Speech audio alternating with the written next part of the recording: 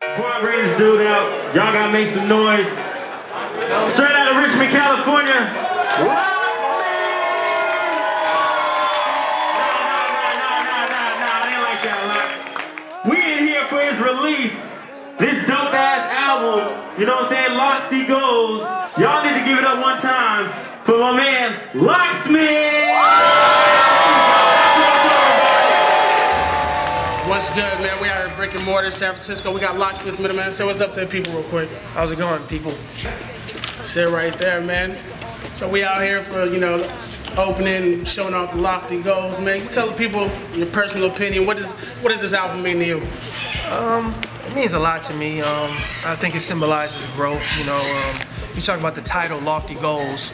I just wanted to something that embodied like a lofty goal isn't just a normal goal. It's one that, like, when you tell your friends, they think you sound crazy, like it sounds insane. But I feel like those are the kind of goals that you have to reach for. You know, you want to reach beyond just the moon and the stars. Like, you want to reach to the galaxy, the universe. You know, and that's what this album is about. I just want to inspire people. I want to share some of my inspiration with other people and hopefully motivate them.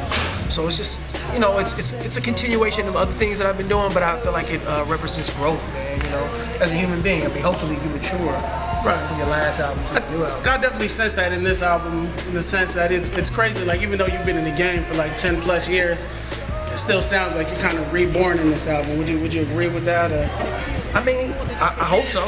Yeah. I feel like my goal every album is to reinvent. Be better than the last? Yeah, reinvent and grow and show that growth, and the music should be a representation of that. So, absolutely, that's my goal, you know, but still staying true to who I am and just being sincere. I mean, it starts with you as a human being. If you grow, you push yourself to new limits to grow and evolve as a human, then your art should do the same thing. So I think that's what I wanted to accomplish. Always want to accomplish that with my music. Right. And I think it's something that definitely resonates through the album. I mean, what were some of your favorite parts about making the album? Well, it was very rewarding because, for one, this is my first time recording an album while I was in between doing shows and on tour. Right. You know, I was Zion I. Yeah, I was very fortunate to tour with Zion I and even some of the gentlemen that's here tonight, like my man Jay Lately.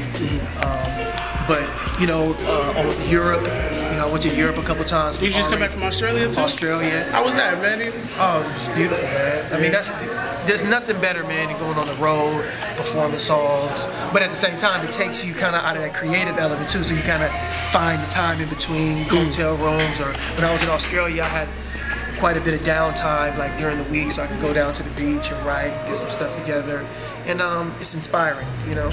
But this is my first time, you know, having to learn how to manage time and create. Because before, you know, if you ain't doing shit, you just sit at home and think of songs. Yeah. The whole album in a day, man. Exactly. So, do you think that sort of process helped you write better, or do you think it's just more of a struggle to overcome it, if you will? I hope it did. You know. I feel like it definitely seasons you in a way that just wasn't there before. So the album seems to be received very well. So I guess it did. You know what I mean? Great, man. If you have one last message for the people, at least as far as your album goes, man, what would you like to do? One last message? I would say just, you know, I hope it inspires you. I hope it motivates you to be who you are. You know, because that's who I am. That's what I present in my music. You know what I mean? Like, I've had a lot of times where, you know, sometimes society or sometimes people in your life want to influence you to be one thing. Like, this album is just saying, like, yo, be who you are. Dream and aspire for what your goals are, your lofty goals, and go after it. Don't let anything else deter you or sway you from that. And that's what I want. Hopefully, I just want to inspire them. Definitely. So, I don't know if you may or may not know, but we also run a rap battle league in the layout. Okay, that's dope. So I might have a few, you know, battle rap related questions. Absolutely, yeah. I mean, first of all, we see that your cover is a picture of you back from the old MTV rap battle tournament, which had, you know, I think you faced Marv One in that one. Marv One, a bunch of different people, man. Right. So I got my question. Marv One is my homie, actually. He is, yeah. We brought him out, actually. He was a good dude. Super funny, man. Great guy. Yeah. Still bigger than ever, but he do. So I guess my question is, how has battle rap helped you as a writer and as a performer? I think it helped me a lot as a performer, for sure, because hopefully you learn how to interact, feed off the crowd, and utilize the crowd in more ways than one. And I'm gonna give you a little bit of game too. See, the difference between a battle rap and a rap performance is like there's two sides to it. When you're battle rapping, you learn how to captivate the crowd, your mannerisms, you know how, hopefully, if you know what I mean, if you're doing it right. If you're doing it right, you know? And so some of those things actually can help you as a rap performer, you know what I mean? And those are great things. And you get the reaction, you see people, you know what I mean, engaged. But some of the negatives can be, is when you're a battle rapper, the whole point is to get a reaction out of the crowd and to get the oohs and the ahs and everything is a punchline. That's what you're trying to do, you know what I mean? Yeah. But when you're writing songs, it's not always like it's a whole nother language. It's a different, you know what I mean? It's just a different method of bringing people into your world. It's not necessarily always about punchlines. I mean, it's great if you can have some punchlines and those kind of things, but that's not the main goal. The main goal is to focus the message of whatever that song is, you know, and that comes into songwriting. So that can sometimes, if you don't rewire your brain to say like, yo, I'm not just trying to get a reaction out of the crowd, because sometimes that's not always, that's not what you're trying to translate on record. You know, on record you're trying to complement the music. You know, your vocals are like another instrument to the track. Right. And battle rapping is the exact opposite of that. Right. It's the only track. Yeah, exactly.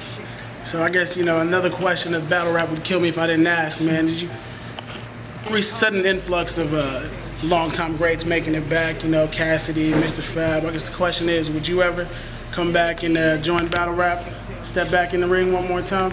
Would I ever? I mean, I would never say never. You know what I mean? But right now, I'm just very much focused on music. You know what I mean? Like, that's where my love, that's where my passion is, that's where my, you know, I always just do things what feels right, organic. You know what I mean? Tomorrow, if I may wake up and feel like, yo, something inspires me to want to do that, then that might be the case. But right now, it's definitely, you know, making records, writing songs, producing songs. I mean, that's what my passion is. I have so much respect for the art form of battle rap. Because I did it so long, I would be, I think it would be dishonorable if I didn't if I wasn't fully engulfed in the culture. You know what I'm saying? Which is, you know, battle rap is it's you know, it's like a subculture, if you want to call it that. You know what I mean, of hip hop. And you gotta take that shit seriously. When I was battle rapping, I was like focused on battle rap, you know. And right now, my focus is on music and, you know, getting my show and performing and touching people in that way.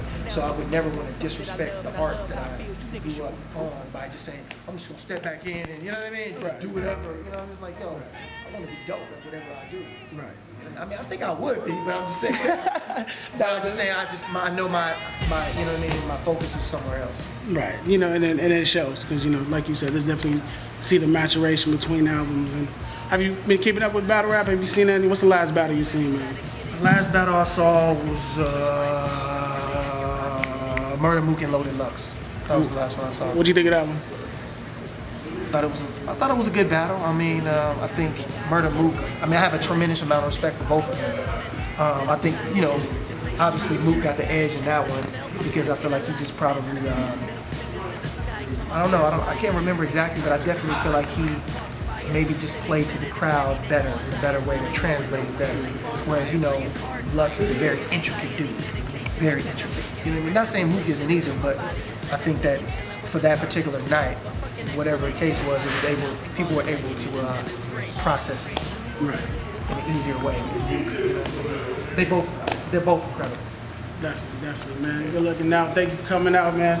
Sure. Make sure you guys check out Lofty Goals on iTunes, SoundCloud. Everything, yeah. If you broke, you can just listen to it on SoundCloud, YouTube. If you want to buy it, Spotify. It's on everything. Spotify.